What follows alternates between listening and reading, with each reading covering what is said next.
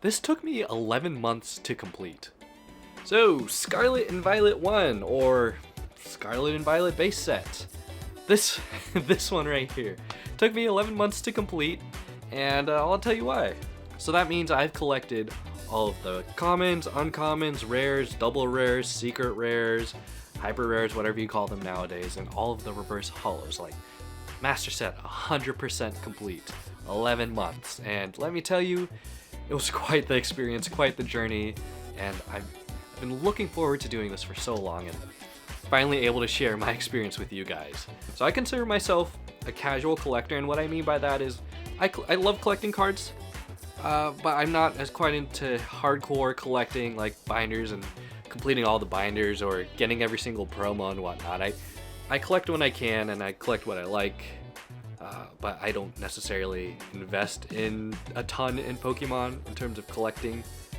So I'm going to share my thoughts on completing this binder as a casual collector, and what I've learned, what I wish I would have known, and maybe some tips that might help you in the future if you're thinking about completing a master set or any other set out there. So Scarlet and Violet base set, or SV1, which I'm going to refer to it through the rest of the video, came out in March 2023, March 31st, I believe. So it was a new era of Pokemon cards, and I came in during a quarter through Sword and Shield, so around Vivid Voltage. And by the time we were in Crown Zenith, we were approaching that new era in Scarlet Violet. And I said, you know what? I'm going to attempt to complete my first ever master set of a regular set. I did complete Celebrations, which is like a special set. And that card that Celebrations didn't have that much cards, and it was relatively easy to complete. But it's kind of on the same path. Anyways, here's how I started out. I probably bought at least 80 packs. So that's spread across ETBs, booster packs, like individual booster packs, collection boxes and tins, and so on and so forth. That, reflecting on it, that's quite a bit of money. So around 80 packs in, at least, I decided I'm going to skip Paldea Evolved and Obsidian Flames. That doesn't mean I'm going to completely skip the set. That means I'm just going to not really focus on buying a ton of cards for that set, those sets. I was focused on SV1, and I wanted to get as close as possible to completing SV1 before, putting more money into other sets. So I had about 15 or 20 uncommon cards, common cards to pull. So that led me to find other sources of getting these cards, minus the reverse hollows. We'll get to that towards the end of the video. Coral, my partner, who you might have seen in a couple of my other videos, she also happens to collect Pokemon cards, but she doesn't really care about master sets or bulk in general. So I went ahead and filed through all of her cards and picked out what I needed, and I got a ton of reverse hollows and just regular versions of cards that I didn't have. Then my dad, who I also got addicted to Pokemon cards during the Sword and Shield era, he also let me look through his book, and he found some EX cards, double EX cards he had, and I finally was able to get that Growlithe card, which is a common, and I couldn't pull for the life of me. Or the Wug Trio and Wiglet cards. It was really hard to pull. Arcanine EX. It's just, out of all those packs, I couldn't pull those guys, which are more common than other cards, which is strange. Then I got some other friends who were opening the sets, and I asked if I could have their bulk or can look through it, and they said, yeah, go ahead. Now the next logical step is to, trade for cards. Now, I didn't trade for any of the cards in the set, really, and I really recommend trading, but I wasn't really part of, the community, as in, I wasn't really into the competitive scene of Pokemon cards, which is where a lot of people also happen to trade cards. So if you're at your local leagues or your local trade days, people will go there and trade cards, and I really never attended those up until kind of recently. But I really recommend doing that because there's a lot of people who are also the same boat as you looking to complete sets, and they'll help you out. If you make friends with them, they'll show you their bulk, and you can pick from it, or they'll trade you cards for illustration rares you might need. I didn't do that.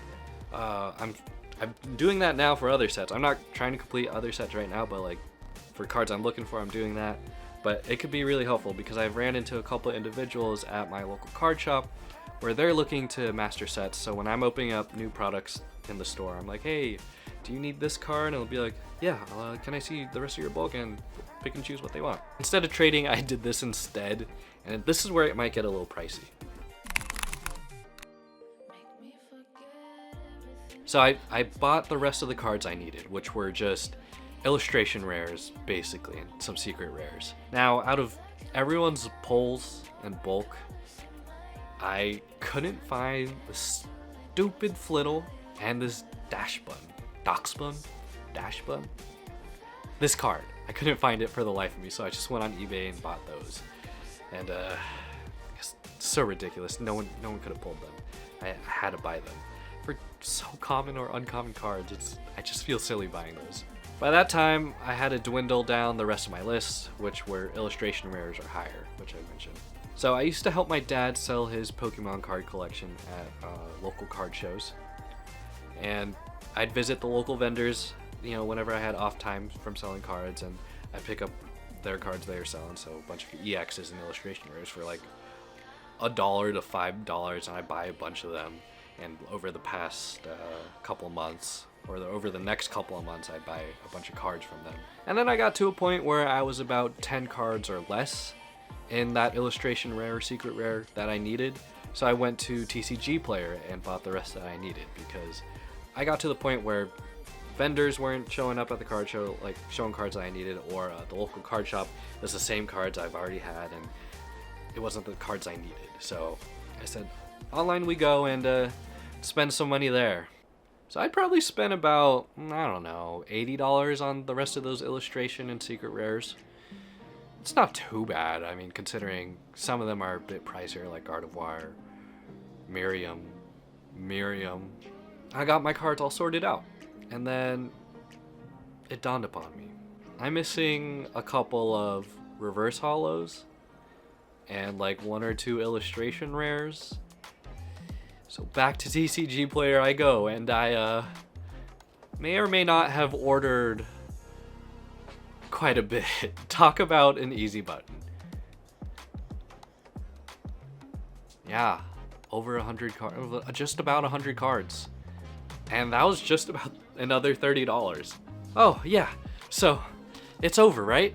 I have all my cards, right? Well, turns out I'm missing like 3 more cards. Here they are.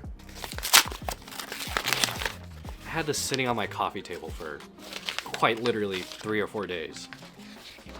Oh. They taped it up real nicely in the sleeve. We got reverse holo Charcadet, we got reverse holo XP Share, and we got reverse holo Palmy. Let me tell you about this frickin' Palmy. I have a lot of history with this Palmy. So when I originally ordered that 97 or 100 card order, I had Palmy in there. Number 74. SV1, right? No, I said Palmy. I think it was number 74, Paldea Evolved. It was the wrong Palmy. Finally have them though. It only took me 11 months. Only. So I probably spent about at least $400 on SV1 packs. At least. And an extra $200 on singles. So that's about $600 in total. That seems about right. If you look up a complete master set, it's like at least $400 for some sets out there, right? I really shudder to think I spend so much money on cardboard over the course of the year, but I love Pokemon. So yeah, I mean, should you buy singles early in the process? I mean, no, maybe asterisk. There's pricey cards like Miriam, that tend to go down after a couple months. Like Alt Art Miriam was originally $80, then she rocketed down to like $30 a couple months later, and it got as low as $20 if you're lucky. And it also depends on the popularity of the card. So if you're looking for Iono from Paldea Evolved, you're probably going to be forking over a little bit of cash. Or Charizard. Don't get me started on Charizard. But thankfully, I was very lucky SV1 wasn't a terribly expensive set, especially those rare and more pricey cards. They went down a lot in price, and some sets might not have that leeway and that give where you would be able to do that in the future. Looking at you, Evolving Skies. You're going to be investing a lot of time and money into it, so be patient. Mind your money, clearly. Don't put all of your money into Pokemon cards. And feel free to, come back to the set later. You don't have to necessarily focus on buying a set the entire time until you complete it and skipping other sets. That's the unfortunate reality. The fortunate and unfortunate reality of Pokemon cards is they release new sets every couple of months, and the frequency is sometimes kind of hard to keep up with. It's nice for, a change in pace and new cards, but it's also kind of tough to keep up with collecting everything you want and not missing out on the cool cards in those new sets while you're still working on an old set.